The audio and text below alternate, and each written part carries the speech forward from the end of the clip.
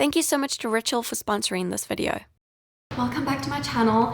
I have got a really exciting video for you guys today. I've put together another weight loss meal plan for you guys and I've made it really customizable. I've based this off of what I ate to lose weight. I'll be showing you 3 main meals, breakfast, lunch, and dinner, as well as 3 different dessert, snack, treat ideas. All of the recipes that I'm going to show you today are gluten and dairy free, and I'm also going to show you vegan options for anything that is not vegan, including my double chocolate oatmeal muffin recipe. They taste like chocolate cake. They're low in calories, and I can't get enough. You have to try them. At the end of this video, I'm going to show you how you can customize this meal plan to get anywhere from 1,200, 1,400, 1,600, or 1,800 calories. Let's just get started. I'm excited to show you these recipes, and let's go. Each meal will be roughly 300 to 400 calories, and each snack will be roughly 100 to 200 calories. I've specifically created these meals and recipes to be lower in calories, but to still be filling and to give good sustained energy. Even if you're trying to lose weight, calories are actually really good for us, and we need them every day for energy and to stay healthy. These recipes are all balanced with good whole carbs, fiber,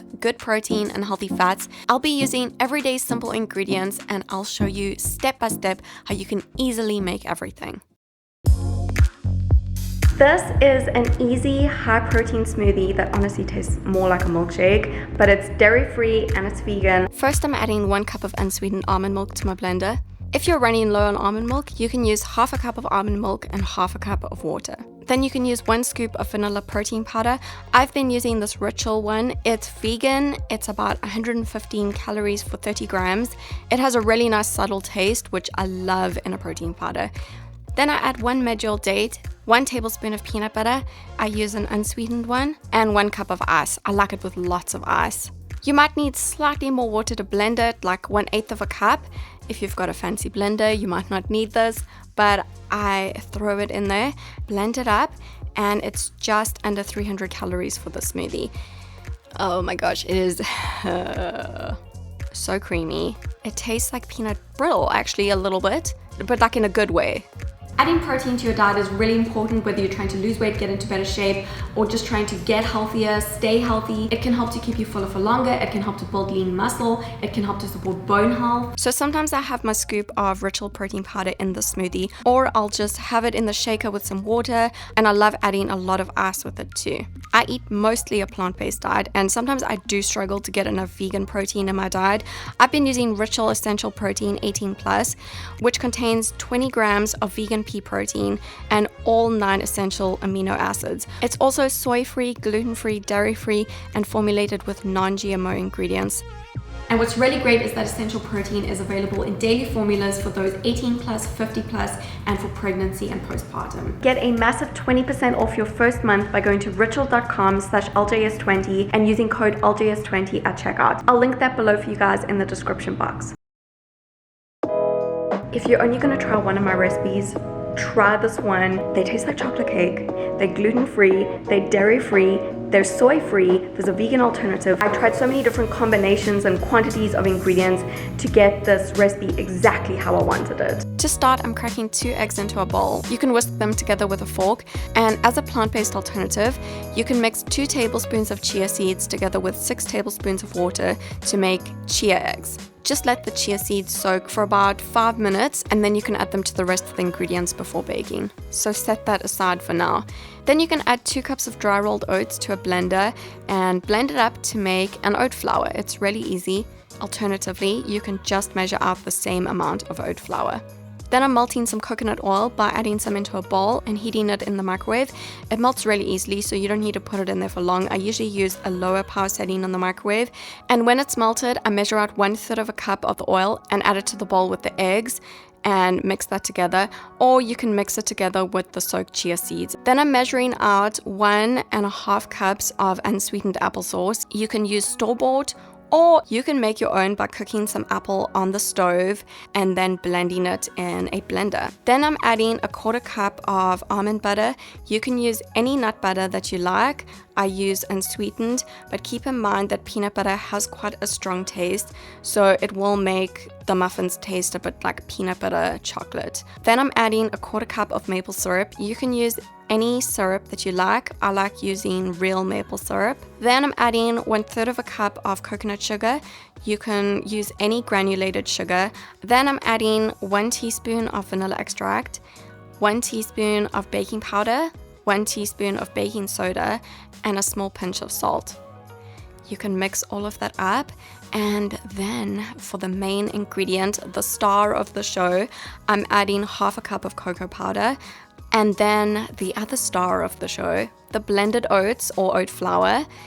After that, you can add 1/4 cup of rolled oats. This time, you're gonna wanna leave them whole.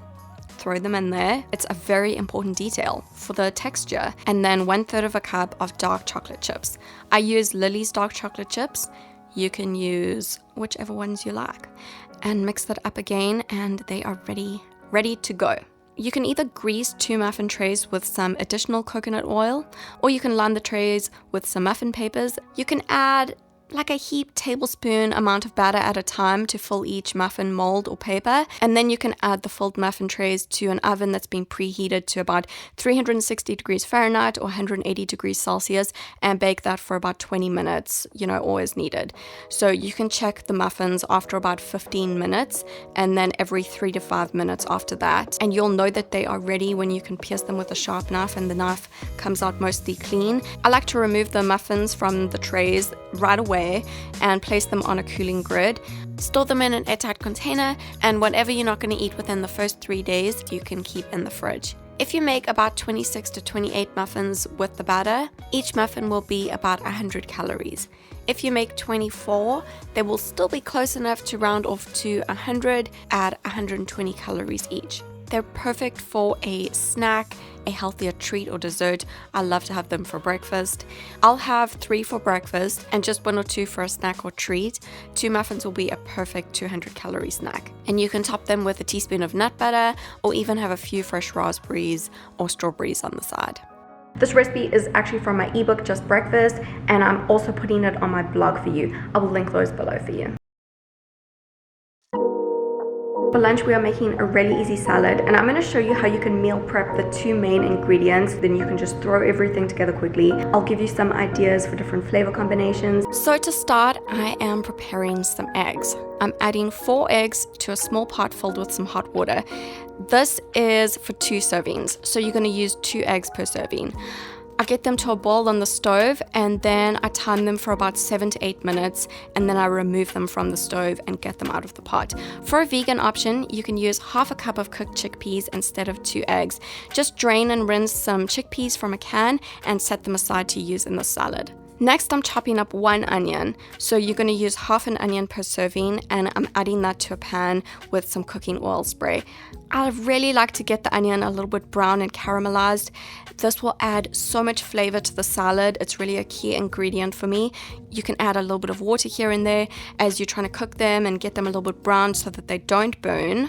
And then you can remove them from the stove when they're done. It cooks really quickly. So those are the 2 main ingredients, the onion and either the egg or the chickpeas. And from here, you can really switch things up. It's kind of like a whatever you have in the fridge salad, after those 2 ingredients.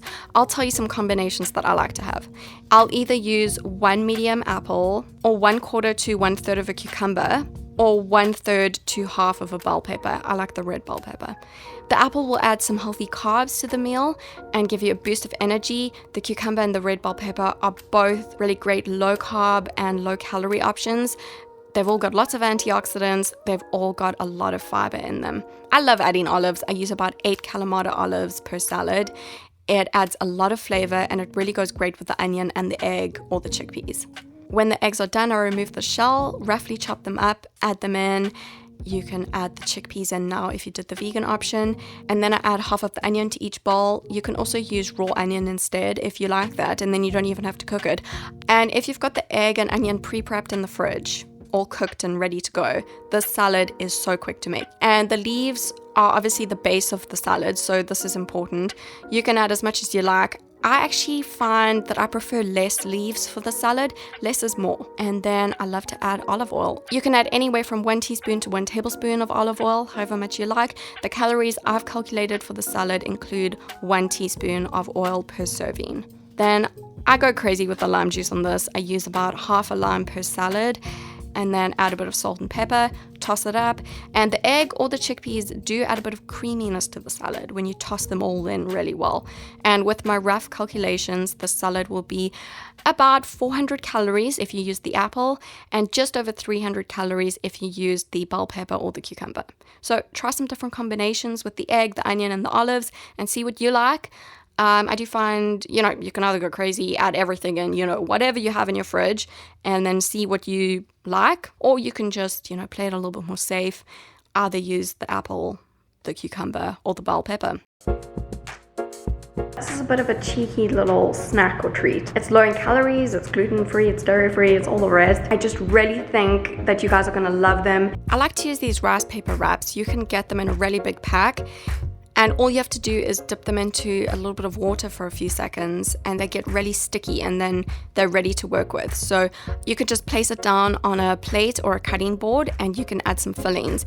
You can do so many things with this. There's a bunch of different ways that I've made these. So if you want, I can show you more flavor combinations in future videos. Here I'm adding some peanut butter.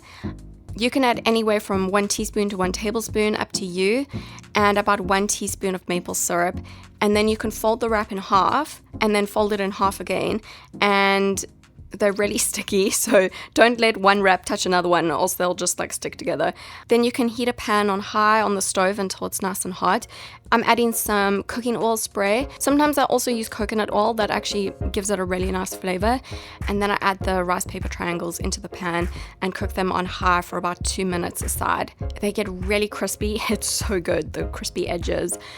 So with 1 teaspoon of peanut butter, 1 teaspoon of maple syrup, and 1 rice wrap, there are just under 80 calories per peanut butter triangle. That will depend on the brands you use. Obviously, the rice paper wraps that I'm using are roughly 25 calories per wrap. So you can easily have two peanut butter triangles for under 200 calories.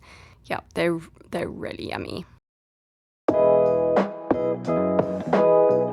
And I always say everything's my favorite, but this week, this is my favorite dinner. It actually tastes quite gourmet, but it's using really simple ingredients. It's only about 400 calories, and it's actually really quick and doesn't take much effort to make either. For this recipe, I'm using 2 potatoes for each serving that are roughly 150 grams each. So 2 potatoes is 300 grams, which is roughly 150 calories. I'm making 2 servings, so I'm going to be using 4 potatoes, or about 600 grams of potato in total. Add a small amount of water to a big bowl and add the washed potatoes in and cover it with a plate.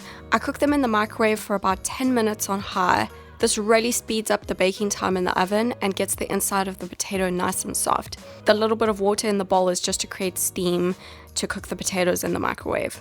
After 10 minutes, they'll be hard, so careful when transferring them. I add them to a baking tray covered with a baking sheet and cook them at around 360 degrees Fahrenheit, 180 degrees Celsius for an hour in the oven. And after about 45 minutes, when the potatoes are about 15 minutes out from being done, you can start prepping the vegetables for the stir fry. I like to cut 1 big onion into biggish pieces and get that cooking in a pan on the stove on a medium-high temperature. So that's half an onion per serving. What I've been doing is cooking it without oil at first to get the onions slightly browned. You can add a little splash of water here and there to keep it from burning. If you don't have a nonstick pan, you can add 2 teaspoons of oil to get it started cooking. Then I've used about 150 grams of green beans in total, so about 70-80 grams per serving. And I'm adding them into the pan after the onions have cooked for about 5 minutes. You can toss them occasionally, keep an eye on them as you slice up some mushrooms. The beans are really the feature of the stir fry, so I'm only using a very small amount of mushroom, and this here is for 2 servings. The mushrooms, they cook very quickly, so I just add them in near the end. You can just throw a few in. They're very low in calories, so it's not really gonna add much here. And when the vegetables are almost done, I turn the heat down to a low temperature, and when the pan is cooler, that's when I add in the olive oil. I use about 2 teaspoons, that's 1 teaspoon per serving. So if you already added oil in at the start, you don't need to add it in here. Olive oil has a lower smoke rate with cooking, so it's healthier to cook with olive oil when using a lower temperature in cooking. Then I add some salt, some pepper, and also some dried chili flakes. You can leave the chili flakes out if you don't like spicy food. I just add a really small amount to give it a little bit of a kick. And toss that just a little bit more, but not too much so it doesn't get mushy. I like to keep the green beans quite crunchy, so I really try not to overcook them. And when the stir fry is done, you can get that off the stove and the potatoes should be ready, so let's check them. You'll know that they're ready when you can pierce them with a sharp knife and they're soft inside. Now for the fun part. The fun part is when we get to eat. So you can serve 2 potatoes onto each plate, and I like to cut them down the middle, but not all the way down to the bottom so that you can add a filling. You can quarter them like me if you like. For me, on my potatoes that I'm doing here, I'm adding some vegan cream cheese, stuffing it into the potatoes. I love this brand, Miyoko's. You can use any plain cream cheese, vegan or regular. If you would like a calorie guideline, you can use about 100 calorie serving size of whatever cheese you have. So with this brand, I used about 30 grams of cream cheese, and that's about 100 calories. I made the second serving for Rob. I gave him some regular butter and regular cheese, which I don't eat because of the dairy. But you can do little things like this to get it exactly how you like it. Maybe you'd prefer regular cheese or butter.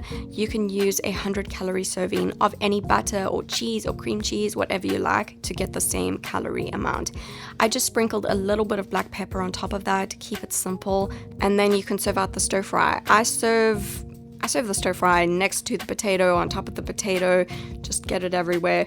And I really love to squeeze some lime juice all over everything. It really brings out all of the flavors. It's amazing on the stir fry, like don't skip it. And when you eat it, you need to get a little bit of everything with each bite, you know, some potato, a bit of the cream cheese, some onion, maybe a mushroom, maybe a green bean. I'm making myself hungry editing this video for so many hours. Another super quick snack idea. The most classic snack. A medium apple is roughly 100 calories, and so is a medium banana. And I'll show you at the end of this video how you can use this really basic snack to adjust your meal plan so that it suits your calorie needs. Now, at the end of this video, I'm going to show you exactly how you can mix and match this meal plan to get anywhere from 1,200, 1,400, 1,600, or 1,800 calories. Don't forget that you can get a massive 20% off your first month of Ritual Protein by going to ritual.com/LJS20 and using code LJS20 at checkout. I'll link that below for you guys in the description box. Thank you so much for watching. Give this video a like if you did enjoy it. It really helps my channel so much. And subscribe if you haven't already, and I'll see you guys in my next video. Keep in mind that we're all different and every person has different calorie needs to lose weight in a healthy way. If you'd like to follow a 1,400 calorie diet, you can have the breakfast smoothie, 2 chocolate oatmeal muffins or 2 peanut butter triangles, the 400 calorie lunch option, the dinner as I showed you, and either an apple or a banana snack.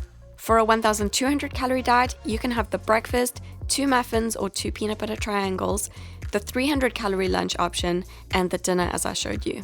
For a 1,600 calorie diet, you can have the breakfast, 3 chocolate oatmeal muffins or 3 peanut butter triangles, the 400 calorie lunch option with an extra egg or an extra quarter cup of chickpeas to make the salad 500 calories, the dinner as I showed you, and an apple or a banana snack. For a 1,800 calorie diet, you can have the breakfast, 3 chocolate oatmeal muffins or 3 peanut butter triangles, the 400 calorie lunch option with an extra egg or an extra quarter cup of chickpeas to make the salad 500 calories, the dinner as I showed you with extra to make 500 calories, and an apple or a banana snack. This video is actually part 2 of a series that I'm doing. I uploaded part 1 earlier this year. I'll link that below for you guys. And what's great is that you can take all of those recipes in that video and you can take all of the recipes in this video and you can mix and match them together to get a meal plan with lots of options. Keep in mind that all of the meals, breakfast, lunch, and dinner, are all roughly 300 to 400 calories, while all of the snacks are roughly 100 to 200 calories per day. But you can mix and match the meals and the quantities to get your desired amount of calories per day. This is a weight loss meal plan specifically for people who are trying to lose weight. This meal plan is only recommended short-term. Long-term calorie restriction is never a good idea, and I always recommend starting with more calories per day, even if you're trying to lose weight. I try to be consistent with small habits like drinking lots of water daily, doing a quick workout where I can, and eating vegetables daily. It's all about the small habits that you can be consistent with over time that can build up and create real results. It's always a good idea to check with your doctor, GP, physician, or your dietitian to see if this meal plan or one like this is suitable for you and your personal health needs and goals. We're all different, so keep that in mind.